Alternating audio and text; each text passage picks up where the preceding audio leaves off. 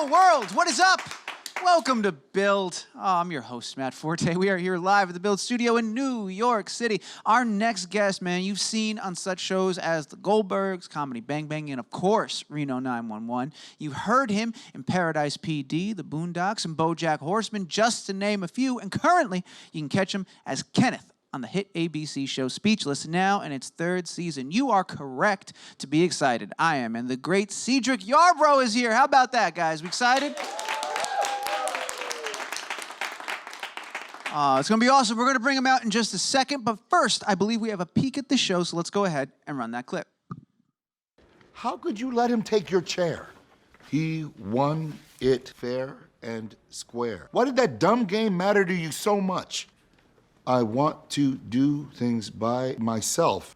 You've been doing tons by yourself. The IEP, the zipper. Plus, you really made zipper happen as an insult. But it can't all happen at once. You gotta be patient. All I've ever been is patient. JJ, I get it. But listen, man, here's the good news. What you did today, it's just because you're stupid. Yeah, it had nothing to do with any disability. You just didn't know when to stop. You're moving fast, but we all need to know our limits. Can you help me get my chair back? Yeah, I can do business with the janitor. I know his price. Ladies and gentlemen, the great Cedric Yarbrough is right here. Do it up. Come on. Nice. Hey, very cool. Hi, how are you? Good. This is great. This is great. This is great that you're here. Cedric, welcome, man. Thanks for having me. Of course. Congratulations. Season 3 is just kicked off, well underway. We're a couple episodes in. I'm so excited you're here and excited to talk to you about this. Yeah. how are you doing, man? How's life right now? This is pretty cool. I don't come out to New York very often, so to be here is always really great. We shoot in LA, so That's right. you know, I'm more of a West Coast guy now. I'm from Minneapolis, but this cold weather, man, like I'm cracking and peeling, and what happened, man? Yeah, It'll dry you out real quick. Yeah. I used to get dry somewhat, but but good to be here. Yeah. Well, dry skin aside, it's great to have you here. You look fantastic. But aside your reptilian face, it's nice to have. No, it's good to be seen. Good to be seen. I'm getting a lot of vibes. None of them are reptilian, I assure you. Yeah, Good. we're in a good place right now. We try to keep it really humid in the studio, too, for this exact perfect. reason. Yeah, Good, that's what good, that good. is. Yeah, yes, that's why we do that. Keep throwing in the water. That's right. Yeah, it's a sauna here. Yes, perfect. Good. So season 3, so exciting. A lot of stuff changing up on the show. I mean, slowly changing, but changing as the show's growing, especially Kenneth's relationship with JJ and all that stuff. I'm excited to talk about all of that stuff, but kind of take me back for a second and let's just start really early. How'd you get involved with this? Because before I even knew what this show was about, and I saw you were on it, I was like, I'm in. There's Cedric. Like, I've always enjoyed stuff you pop in. Thank you. I appreciate that, and I think you know, just as an actor, it's kind of your responsibility not to take everything. Right. You know, and maybe pick and choose and kind of have a brand and try to take on projects that you will appreciate and you know, that mama's gonna appreciate, you know, that sometimes, you know, that like, or your community that's gonna really go, you know what, I like you, and I really enjoyed what you did with that. This project came along and I read the script and I was like, if they can make a character that is disabled but, you know, three-dimensional, like somebody that you actually would know, like, you know, would and this black man is the voice of it? Yeah. That's way cool. Like, I've never seen anything like that before, and I really want to be a part of that project. Plus, you know, I'd known Scott Silveri, who was the creator of this show, and his reputation and what he's done with, you know, some of his other projects, you know, namely Friends, you know, that big phenomenon. Yeah. Don't even have any. I have none of those. Not a thing. I don't know what that is.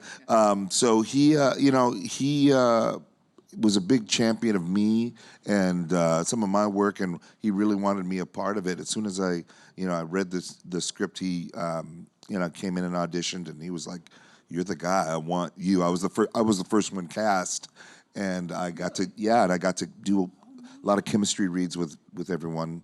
When we were filming the show. That's amazing. Yeah. One of the really, and we get to see a lot of it in the clip that we just watched. One of the very special and unique parts about your relationship with JJ, with Micah, is that you are his voice for this show. Yeah. And that's one, a huge responsibility, and two, I got to imagine different from any role you've kind of taken before in the past. So just talk about what you were thinking going into that and having to embody that side of it. Yeah, that was a little daunting. Because there's a responsibility there, especially when the disabled community hasn't been really represented, in television or movies really at all. I mean, there's a handful of a couple here and there, but not very many.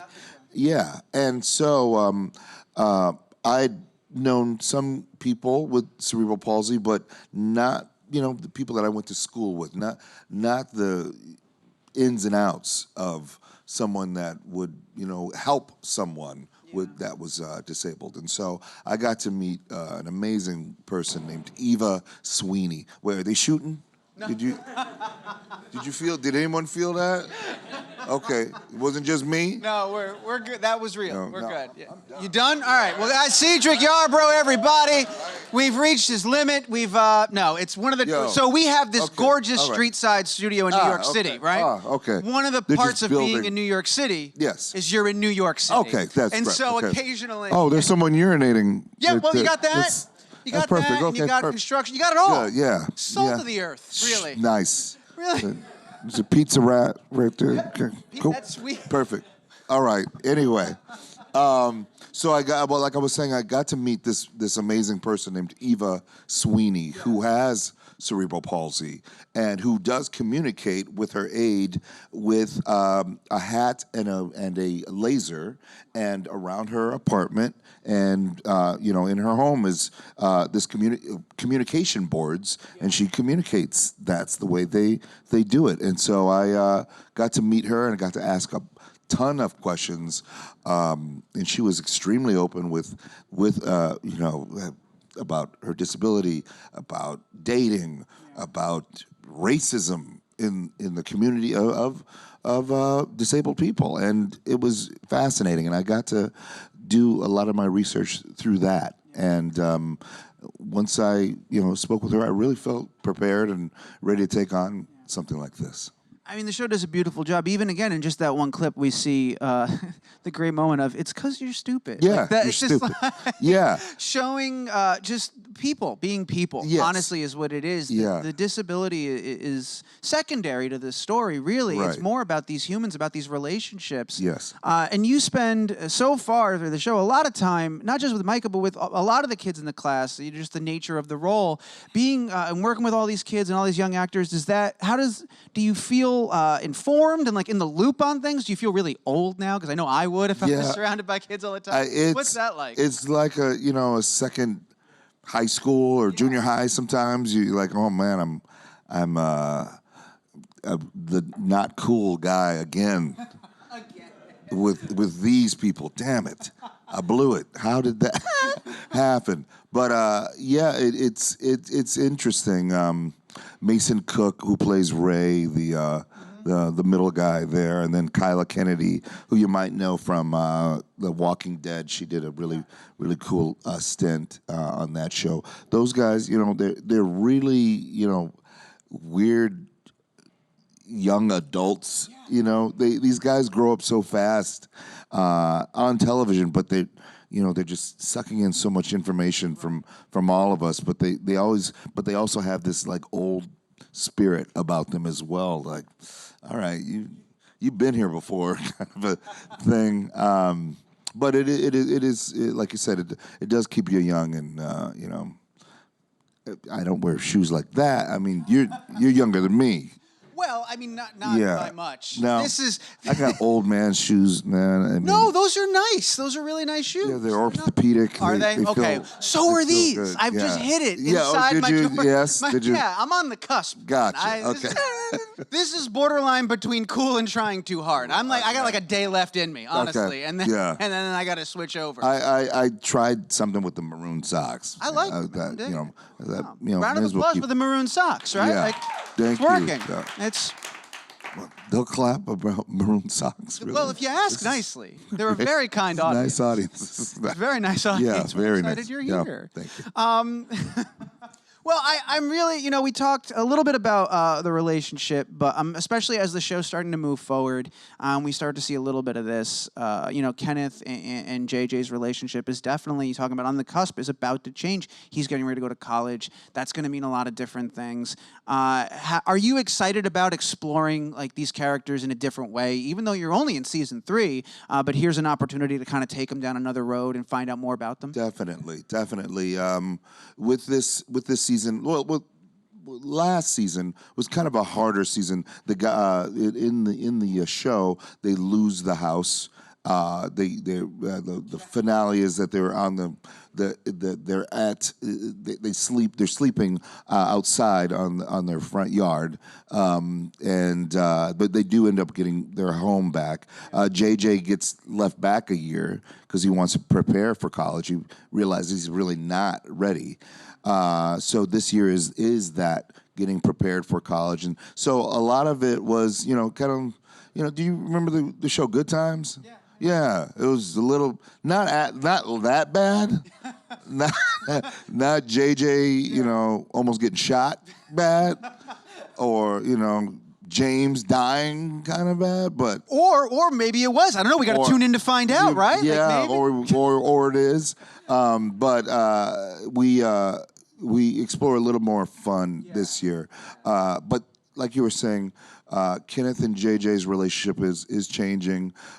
Kenneth always thought that he would, be his aide through high school, and then they would part ways. And so that is about to change. And we have a really amazing Christmas episode where JJ wants to learn how to make coffee, for himself.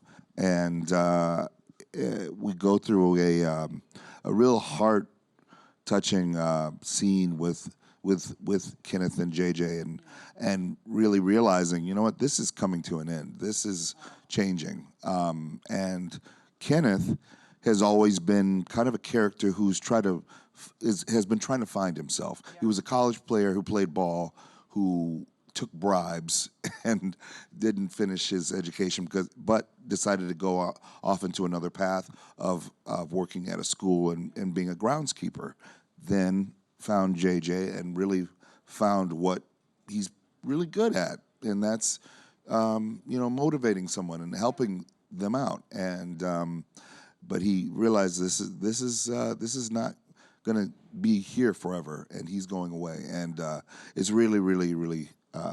Really great scenes, some great scenes. Oh, I'm excited for that. And very hard to do, by the way. When you saw in the clip, it's me reading the communication board, but I'm not actually reading the board. I'm actually doing both, in a way, both roles, in that I have to memorize his lines, pretend like I'm reading, and then also do mine as well. So it's like if we were doing this interview, and you're like, oh, how are you, Cedric? I'm doing great. Are you? No, let me keep finishing. Go, yeah. My shoes are blue and a little trying hard. Yes, they are. They are trying hard. So it's like a basic, huge monologue for me to be doing scenes. Can I tell you something? Yeah. I'm impressed with how well you remembered. I gave him the lines like 10 minutes before we got out here. Yeah. That you committed even that much is Thank really a testament to your work as a professional. I'm an actor. Guy. You are. You truly are. You know, you mentioned we got a Christmas episode coming up. There's another angle on that I want to talk about in a second, but we just got a fantastic, another Halloween episode, which I love that this show does, and I love when a show embraces the holidays and gives us something, because it gives us something, too, like, to come back to over the years, and something to revisit. Which I like that as well, but I also love with our show, it also pushes the show forward, where it's not just that Halloween, but it also, you know, it helps with the progress of the show. And it's not afraid to have fun with it. I had pulled, he posted, if we can get the pictures up here, from last year. This was just phenomenal. The Benjamin Button. Benjamin Button, Michael Jackson. Yeah. We got a little bit of This Is It. Yeah, my face is cut off, but yeah, that took me a second. But yeah, the older Michael, and then black and white, black or white. Black or white. Yeah. Smooth Criminal, of course. Yeah. Actually, hang on. Let's find who appears to be one of the youngest people in this room and see if they could identify one of these Michael Jacksons. Yeah. You want to feel old. Let's play this game. That game. All right, raise your hand if you have no idea which Michael Jackson is on the bottom row. Give me a bottom row. You have no idea. Do you want to venture a guess? How old are you? 24, but we have an excuse. All right, who thinks they know? Bottom row. If you can get this one's easy. Who can give me this one right here? Raise your hand. Front row. That's Thriller, Michael Jackson, of course. Okay. What about right here? What about this one right here? Who can get a look at that one? Sparkly sequin stripes, black uniform. This is a tough one. Smooth Criminal. Nope, that's up top. That's right here. That's smooth. Sparkly sequin stripes. I know it's tough for you guys to see. Nobody can get it. Nobody can get it. Do you remember it? Moonwalk. No, Smooth Criminal, though, but good on you for trying. What? I got to guess you're in the green couch? No, even older. Oldest. Think original. Who said it? Rock With You? Boom. How old are you? There it is. 28. Good job. Round of applause for the 20-year-old cat. Good work. Is Rock With You. This was brilliant. Whose idea was this, all the Michael Jacksons? Well, this was Scott Silveri, who created the show. Yeah. But yeah, he came up with, he saw my Instagram already. So here's the thing. I own that costume. That's the Rock With You costume. Yeah, that's actually mine. I already went as Michael a couple years ago. And so which is so great about our writers is they'll go to our Instagrams and really kind of bring a lot of the stuff that we have in our personal life and put it on the show. And so he knew I was a big fan of his, and so I let them borrow my costume for me on the show. But yeah, and so this was a funny idea, and I got browner and browner throughout the episode, which was also real fun. But we got such a great makeup staff as well. Yeah. 100%. Where do you fall on the Halloween spectrum? Are you more scary, more spooky? Who are you? I'm more fun. Yeah, me too. I'm not like blood, and I live alone, man. I don't need ghostly images and I just don't. I don't need all that stuff. Yeah. I really, I scare easy. I don't know. This next image I pulled, it's not even Halloween related, but I had to bring it up because this was amazing to me. If we can get, there's another post you had. Oh God. This blew me away. Yeah. This was unbelievable. I was the first black genie. Before Will Smith is doing, I got to do. So Englehart on Broadway. I was the guy. So California Adventure. This is circa 2001. This was before Reno 911. I got a job at California Adventure doing the genie. They were doing the Aladdin show, and it was a huge, big, like Broadway show. And so it was 2 hours of prosthetic pieces and airbrushing me blue and crevices and places that, Yeah, that didn't wash off, did it? No, it doesn't. It hangs around for a while. And the funny thing also was that I didn't know. So I had this job, and Reno 911 also was happening at the same time. So I kept my genie job on weekends because I just wasn't sure if Reno was going to be a hit. Yeah. You're not going anywhere. No. So I was doing the first season of Reno, and then doing that on the weekends, and then I could have sworn I overheard someone go, Reno 911 guy, yeah. And I was like, you know what? I think I'm safe. I'm quitting this job. So yeah. Thanks guys for pulling that up, and thanks for Yeah, sharing thanks, that. guys. For pulling that up. I was hesitant, but I figured you posted it on your Instagram. You couldn't be like. But that was like a while ago. You don't have to.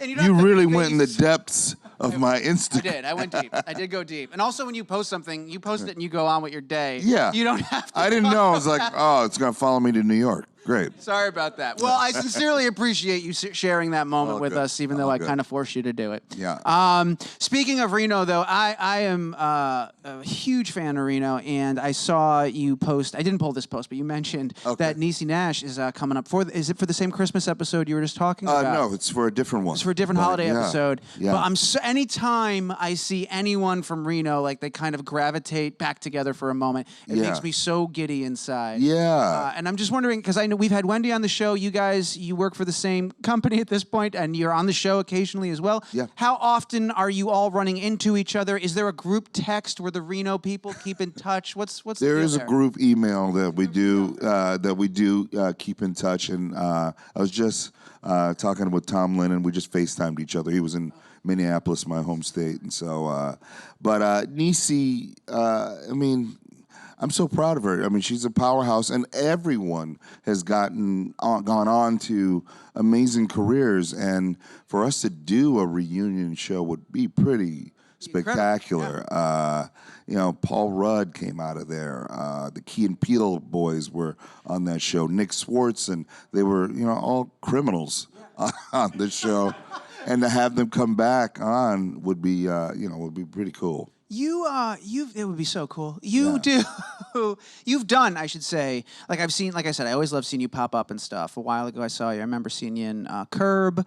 You were great with Melissa and The Boss. Like, whenever you get a chance to do these things and work with other people that are like expert improvisers or like trade in that same craft, what is that like for you to get to work with people that are sort of used to doing it at the same level that you guys were? Because you were just churning them out. Like for Reno, I forget how many seasons total, but like you guys were improvising day in, day out. And, it's like a muscle. The more you do it, the faster you can be and all that. So what's the situation like, in terms of doing it on Reno versus improvising elsewhere? Was there a big difference? Let's start there. Yeah, like especially if you're going to do a show for the stage, improv show for the stage. But Reno was that thing that you didn't have to be funny right away. It was a slow burn kind of funny, and it was on film, so you could have a couple of takes to mess up to. Improve upon something, an improv show, you gotta, churn that funny out right away. But like you said, you said something about Curb Your Enthusiasm. Was a little different in that they gave you little slips of paper of what they kind of wanted the scene to go. Reno was, really renegade. We just like, okay, someone's masturbating on an escalator, go.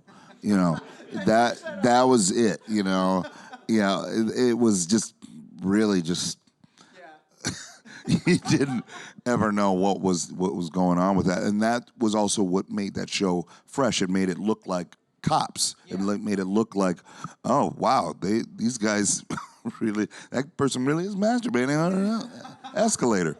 Yeah. How do you, because I imagine maybe you get to play around a little bit, but I know probably to a lesser degree here, there's a lot of great writers working on this show. Are you still, I believe I was looking, you have an improv show, like you're still trying to scratch that itch. Is that a part of you that you're still working with and working on and doing? Definitely. Yeah, you alluded to, I have a show called The Black Version. That's the one, yes. The Black Version show in L.A. at the Groundlings Theater. And what we do is it's an amazing group of improv actors, all African-American, Phil Lamar from what's that movie with Sam Jackson and Travolta? Pulp Fiction. Thank you, Pulp Fiction. And thank you. Good job. And he's also an amazing voiceover talent. So yeah, he's an incredible. Yeah, incredible. Gary Anthony Williams, Jordan Black, Naima Funk, and Danielle Gaither. And originally, the Key and Peele boys were with us, and then they went on become unbelievably famous human beings. But what we do is we get a movie title from the audience. We shout out a movie. Anyone? Shout out a movie. Back to the Future. Back to the Future. Okay, then we improvise the black version of Back to the Future. Yeah. So it'd be Black to the Future probably. So we do that for the first act, and the second act are the DVD extras. We'll do like a deleted scene, a song that didn't make the Black to the Future soundtrack. But we've done Silence of the Lambs. That one was called Why You Eating People. We just did the black version of Up. Ours was called Sup. We've done My Fair Lady. Ours was called She's Aight. So we've done that for the last 6-7 years now, and people love doing that show. So doing this stuff like that helps me keep sharp, keeps the knives ready, and keeps me ready to do a show like that where I can sometimes do some improv on Speechless as well. So when that call comes in for the 911 reunion, you're going to be ready. You'll be there. I'm gonna improvise my. Come on. What's up, Niecy? Where you been? Oh, you doing Claws? Okay. That show's amazing, by the way. Yeah, it is. She's good. crazy That's on a good that. show. I'm definitely 100%. I want to go to the audience because we have audience questions. I promise that's going to happen. But I'm made of questions here. All your voiceover work. We talked about Lamar is an amazing voiceover talent. You're an incredible voiceover talent. You've done. Thank you. BoJack, of course, fantastic. Paradise PD very recently just dropped on Netflix. I started the Boondocks. Boondocks, which is woof. That was a show. Yeah. So good. Oh, yeah. That's right. Colonel, ain't stink meaner in the house. Okay, that hurts. I haven't done that in a while. Ooh. Okay. So Still got it. Thank you. Yeah. How did you get pulled into that world? Was it the same thing that governs your decisions for live action stuff of like doing something different, pushing your boundaries? Well, that's a pretty interesting story in that I was a big fan of the comic strip of Aaron McGruder's and his work and some of the books that he had done, and I'd heard that he was having the Boondocks audition. Went in for this character of Tom Dubois. Dressed very much like this. Damn it! Why? What happened? I've turned into Tom. I've turned into him. So I went in dressed like this and going to the audition. Aaron is there. A couple other people are there, and they're. I got my words. I'm all memorized, ready to go. Go in the audition, and they're all like this in the audition.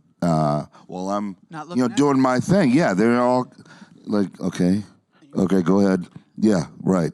Do it another time, one more time, like that. Go ahead. And I did. And I left the room, and I'm like, who's mother? You can say it. Rude. I'm giving my Shakespearean. Yeah, I'm ready. I'm going. Yeah, my agent, who I don't have anymore, didn't tell me that it was an animated series, so I thought it was a live action version of it. But I still ended up getting the job. Yeah. But I was really proud of that show.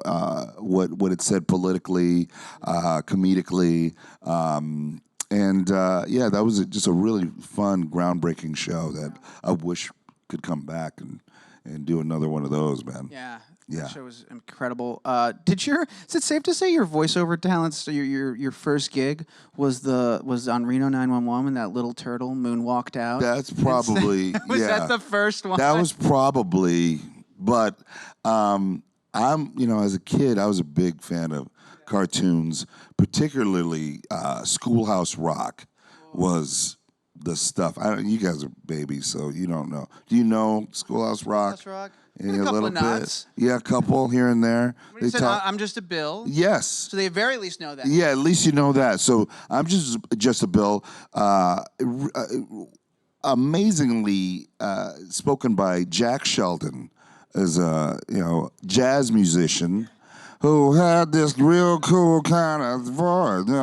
Yeah, that voice, that guy's voice was just as smooth and weird, and I'm just a bit. He was just real cool with it. That is And I thought, like, who is that? I remember thinking as a kid, like, who is that's some cool black dude that I gotta check this out. And it was just some cool white guy. And I was like, what? You can do that with your voice? That is so cool. That whole genre made me think, it just blew my mind. It made me want to get into voiceover work as a kid. And so that was a huge influence on me. I got a million and one more questions, but I promised the audience we'd get to them. We've got some microphones in the room. Our first one's going to be right over here on our green couch. Go right ahead. Hi. So I'm a big fan of the show. I've been watching it since it started. The second I found out that there was going to be a disabled character, I was so excited. But I noticed that your character and Maya, like I love the interaction. Every time you guys interact on the show, I like die of laughter. So I was just wondering, are the interactions between all of you guys the same on and off the set, or is there something different? How is that? Yeah, I can't stand Minnie Driver. No. No, she's really wonderful. I mean, especially the first season of the show, you get caught up and you're like, oh, I got to act with her again. Because she's gorgeous and she's got this, beautiful accent. And you're just like, you're transfixed. You ever do her voice in front of her? No, I've never done that. All right, well, she watches this show, so she's heard it now. Okay, great. She's like, Big fan. all right, I sound like that, all right, black man, let's do it. Let me mimic you. That's probably exactly what she's gonna say.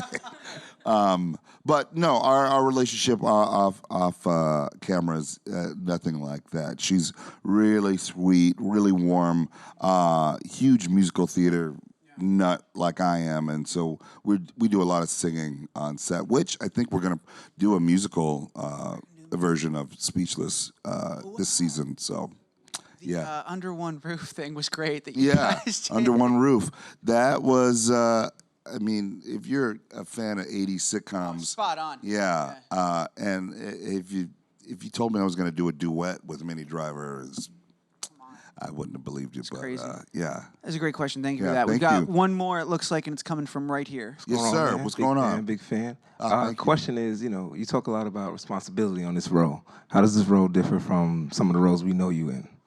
The different. Well, I had no responsibility with those other ones. Frankly, I'm like, yeah. I mean, I can play an idiot cop. That's fine. I'll do that. It's different in that, like, I liken it to some stories I've when I speak to older black folk where, like, my mom's age, where she grew up in the 50s, 60s, and they would gather around one TV, all of them, and they heard that James Brown is going to be on the Ed Sullivan Show.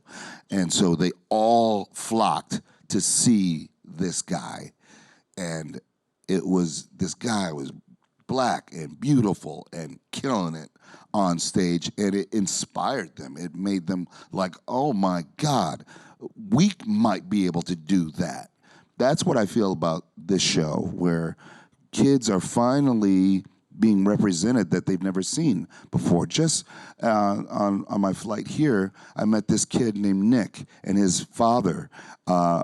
Nick has cerebral palsy, loves the show, and is inspired by it. He wants to be an actor.